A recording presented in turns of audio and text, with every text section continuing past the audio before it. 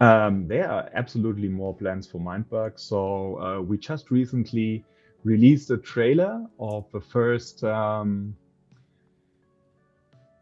version that uses another IP. So you Interesting. Welcome to the Peoples Behind the Meeples, the podcast where you learn more about the people behind your favorite games. I'm your host, Alex Radcliffe, and on today's episode, we're going to be talking to Marvin from Nerdlab Games. You might be familiar with Nerdlab from their hit game Mindbug, but they're responsible for that game and others, including an active crowdfunding campaign for Final Titan, their newest drafting boss battler. Find out what it's like to take a company from an idea into reality, what it's like to work with Richard Garfield, as well as what makes a game a Nerdlab Games. Let's go ahead and find out a bit more about the peoples behind the meeples.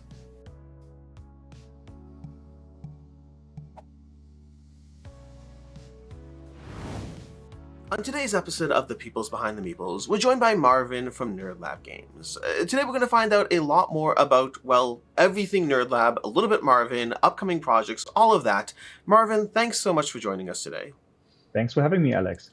So I came into this knowing, obviously, that you own Nerdlab Games, but I also found out a few more things while prepping a bit for this conversation, because I didn't really understand fully your full background here, and I still don't fully understand your whole background, but I do now know that you also ran a podcast for a very long time.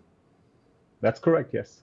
So tell me a bit more about the journey from, I don't even know what came first. I assume the podcast came first, but tell me a bit more about this journey, podcast, game company, all of that process for you. Yeah. Okay. Perfect. So I actually think the podcast started all of it, and without the podcast, there would not be any Nerdlab Games nowadays. So I was working in a classical industry. I would say I was in the IT industry, and I wanted to get into the board game industry because I wanted to do something with meaning, something that creates fun in the world, and that's also something that I enjoy working on. So in order to do that, I started the podcast, the Nerdlab Games podcast. It was mainly about game design, but also a little bit about creating your own publishing company, because it was pretty clear from me from the very beginning that if I want to do that full time and being able to make a living from it for not only me but also my family, that I wanted to not only design my own games but also publish those games, because it would make it easier for me to make this full time. And so to clarify, when you're saying when you created the podcast, you already knew what your goal was. Yes. Fascinating. That's correct. Okay. That's correct. And the idea of the podcast was because I never designed a game before, and I never founded a publishing company before. The idea was to create an audience that joins me on this journey, because I thought there are multiple people out there that maybe are working in an industry and in a job they don't really like and that doesn't really fulfill them, and they might be interested in this journey and learn something from me. So, or join me while I learn it myself. That was one aspect, and the idea was to create also some raving fans, maybe, that would buy my initial games that I published, so that I don't start at zero when I release my first game, but maybe start with a few hundred followers that already are engaged with the game. And that was one aspect, and the other aspect was that I also wanted to learn from others. So I invited a lot of the best game designers in the entire world. And I thought if I just go out there and ask them, hey, can you explain me topic A, B, or C? I wouldn't have less success compared to when I can say, hey, I have 1,000 followers that are super interested in how you design games. Can you tell me and those 1,000 people how you do it? And that's how I founded the podcast and invited like super successful game designers, learned from them. And that's also how I got to know the co-designers of our first game, Mindbug, because Christian Kuda, one of the designers, was a listener of the podcast, and Richard Garfield was a guest on the podcast. So that's why I said without the podcast, I would not have made the connections in the industry that I needed to found the company. Now, when you had Richard Garfield on the podcast, did you know at that time that you had any goals of working together? I had a goal, and my Did he know goal. he had a goal? No, I think he didn't. So my goal was actually my goal was to have him on the podcast because I was a fan of all his games before, and that was like a childhood dream to talk to him, you know. And then in the podcast he mentioned that I asked him to give one advice to new game designers, and he said something like, "You should never stop playing. Play as many games as you can to learn."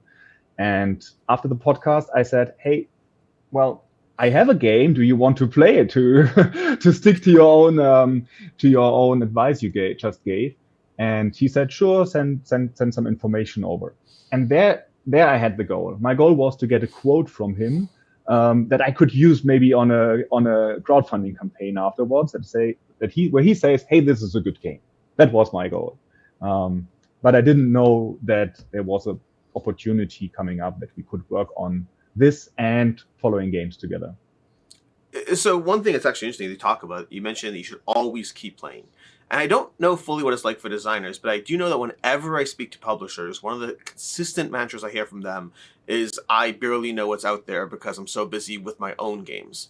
So how has that worked for you? Do you find yourself still able to play and try others' games, or do you find yourself too involved in your own productions? Well, that's a very good question. I would love to play much more than I do. I still play and I still learn a lot of new games. For me, it has been, in my personal journey, it has shifted a lot. So I'm not designing as much anymore. I'm more on the publisher's side at the moment. However, I still want to release new games, so it's still relevant for me.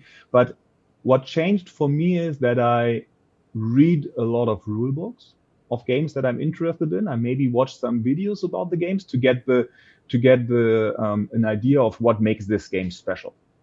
But it doesn't fully replace the playing the game, but it still helps to be stay open-minded and learn new stuff. Now, you mentioned that you got into the podcast, you wanted to design and you wanted to do a publishing house. With that somewhat transition a little bit away from designing and more towards publishing, do you still find your personal goals achieved, or are you happy with the balance? Are you happy with where you're at? I'm very happy with where I'm at, and the main reason for that is that I'm working only with people that I would call all of them friends. And I would after work I would meet with each and everyone I work with, not only in my team but also with our partners and even with our competitors. Those are people I would like to spend my time with. And in my former job, this was basically not the case because there were a lot of escalations always happening. Everyone was trying to get the best for their own company and maybe for themselves. And in the board game industry, that's quite different. And that's something that fulfills me. And also it's great to be very close to your customers and have good relationships to them. And that's something where crowdfunding comes in as well, because I don't think that you have ever in no time of the product life cycle, we have a better connection to our customers than in the crowdfunding time. And that's all of that stuff really makes a lot of fun. I enjoy my work, but, and now comes the but, I would like to have a better mix of like maybe 50-50 or 60-40 or so, time in the publishing universe and time in the design universe. But if you want to achieve that, you need to build the structure in the company in that way that you don't have to work on all the topics that come up. But we are still growing and still small. So at the moment, it's like everyone is doing whatever needs to be done at that point, and we need a bit more structure to give people enough time to work on design projects as well. Now, speaking of being pulled in different directions, and correct me if I'm wrong here, I believe the podcast ran from 2018 to 2023? Yes. So what was the, outside of the obvious, and this might just be the answer, outside of the obvious too many things to do, what made you finally stop the podcast? That's actually one aspect that I'm really sad about. I would love to continue the podcast, and the one and only reason is time.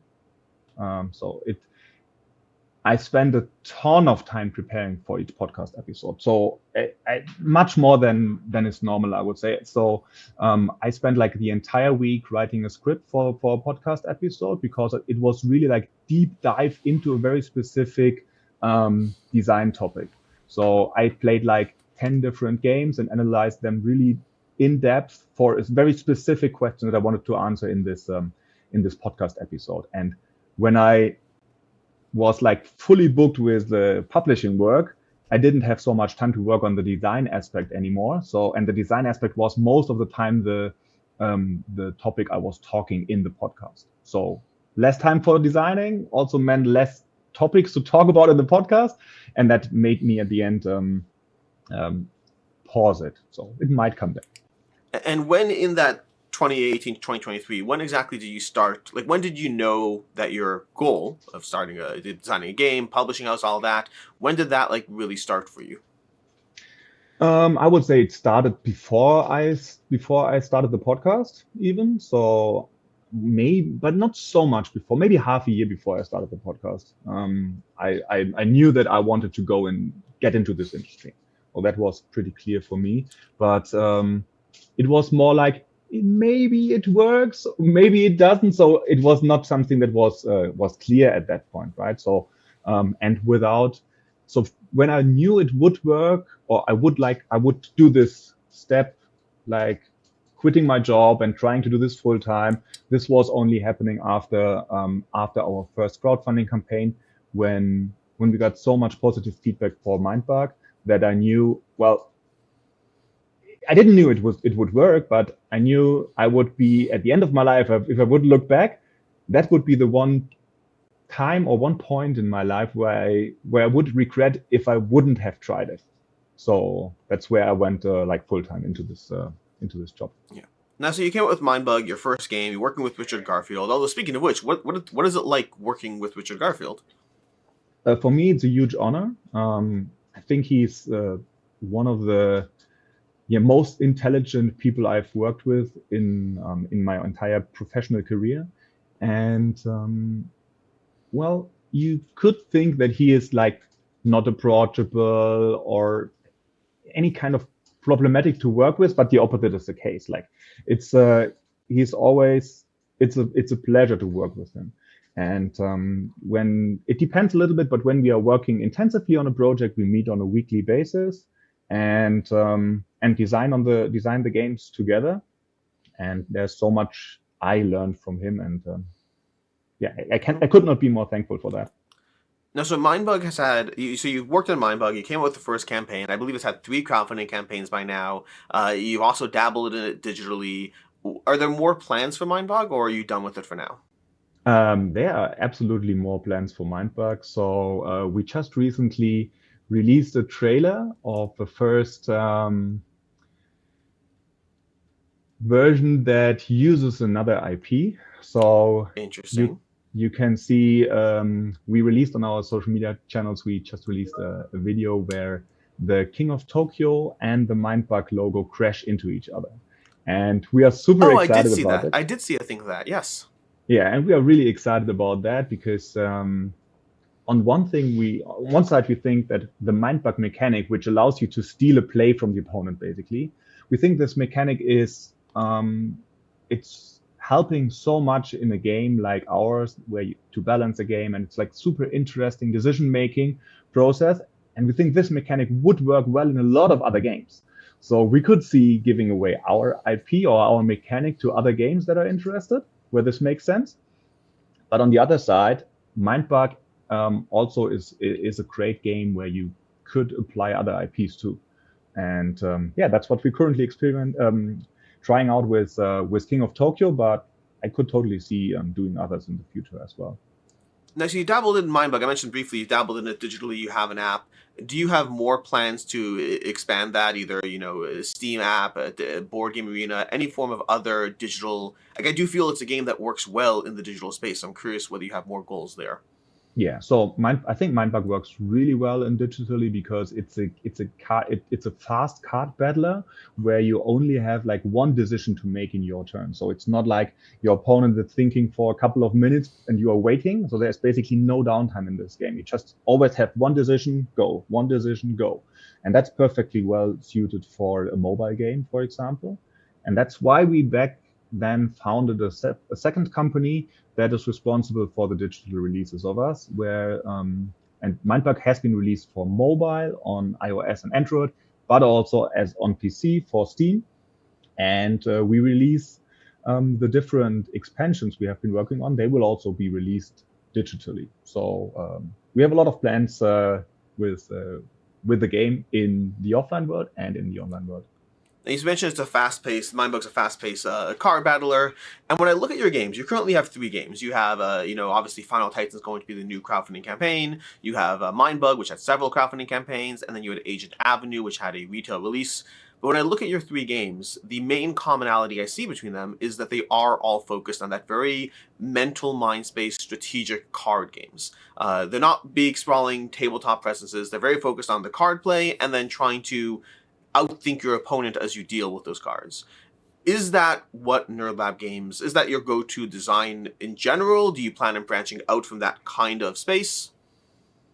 Yeah, so I would say in general that's our thing, yes. So we really like these games that look very simple, that are easy to get into, but if you play them, you immediately get, when you play them for the first time, oh, there's much more to explore. And you can play it right away, but you see, okay, if I learn this game a bit more and I play it a bit more strategically, I get an advantage.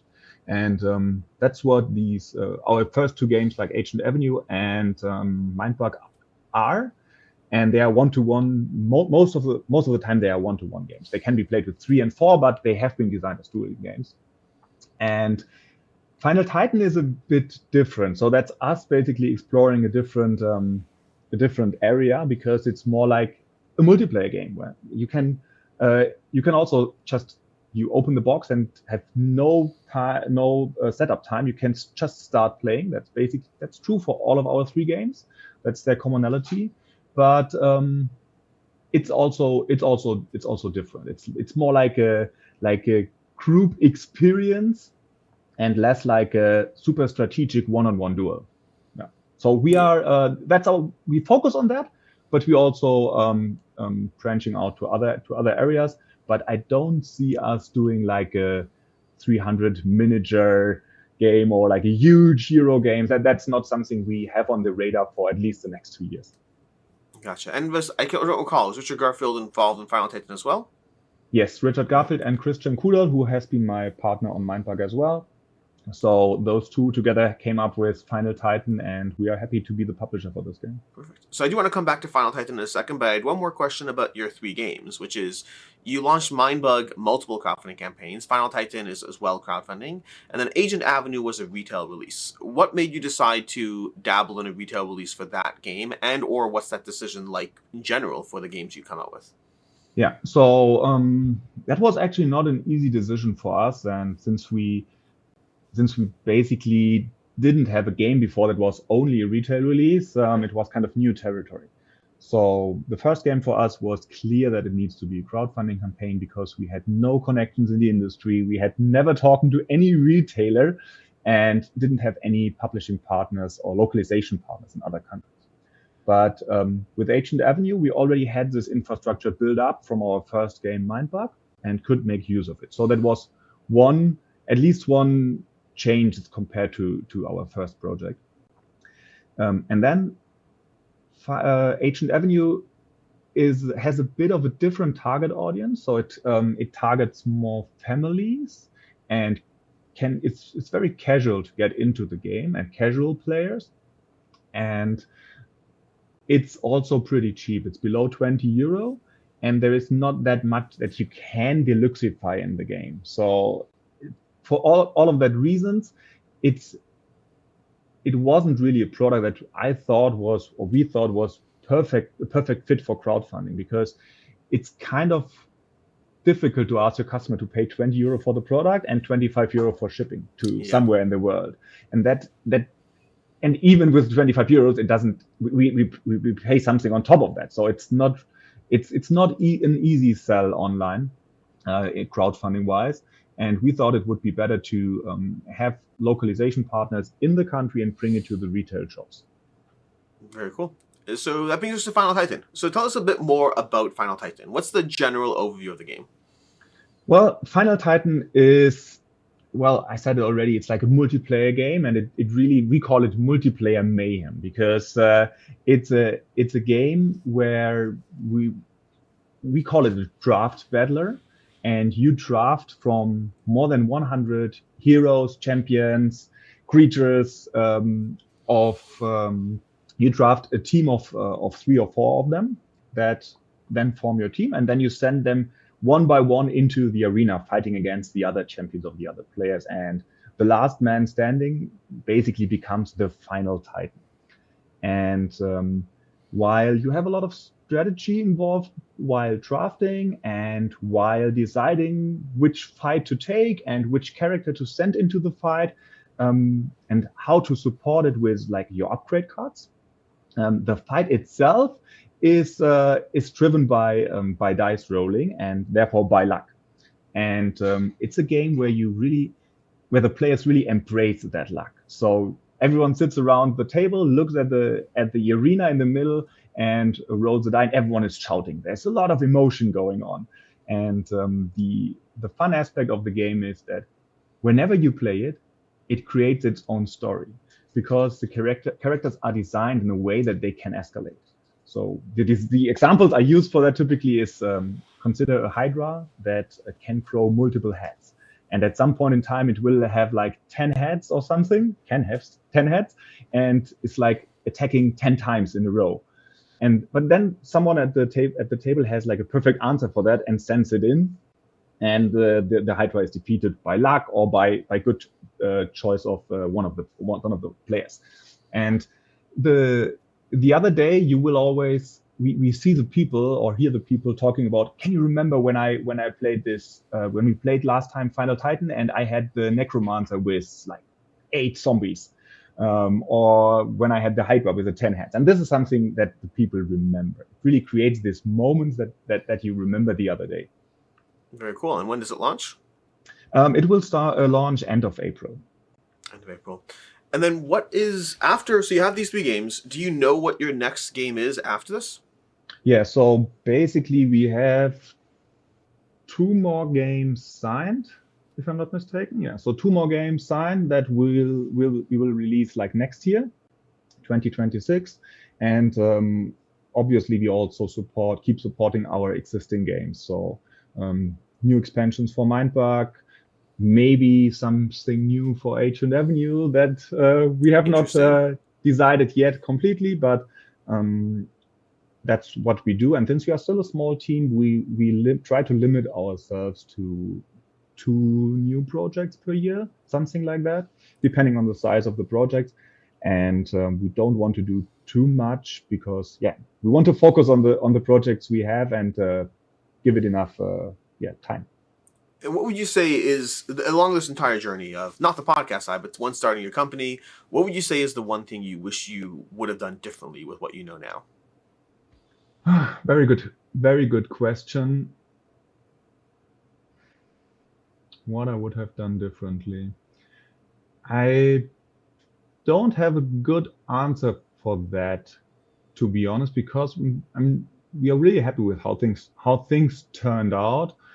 I would probably have gotten more help with stuff like logistics and so on, because this is a topic that's really painful with all the different getting the products to the different countries and taking care about tax and all of that stuff. I would have liked to have a strong partner there from the very beginning, because it just costs a lot of time. Gotcha. And then speaking of things you learned from the podcast, what is, and I'm going to exclude anyone you've worked with in this question, so not including anyone you've worked with, but what is a company and a designer that you most look up to or want to emulate in terms of how you approach your company and your design work, especially based on all the experience you've had interacting with so many people due to your podcast? Well, I think there are a lot of great people in this industry. I'm a big fan of Jamie Stegmaier. I'm really impressed of how where he takes the time to do all that stuff. So, he has designed his own games. He has founded his own publishing company, so that there are some similarities, Yep. But on top of that, he didn't stop. He has done content like I have done, but he has put out so much more content than I have. He has worked on more games, and he has published more games, and he done most of the time with a smaller team than I have. So I wonder how he has done it, but that's something that is really impressive for me. Yeah, he's definitely, I agree. I see someone that I personally look up to as well, just due to how much he is able to accomplish and how well he's able to accomplish it. So excellent choice And there. yeah, and on top of that, he has always been super honest. And for me, he really represents a bit the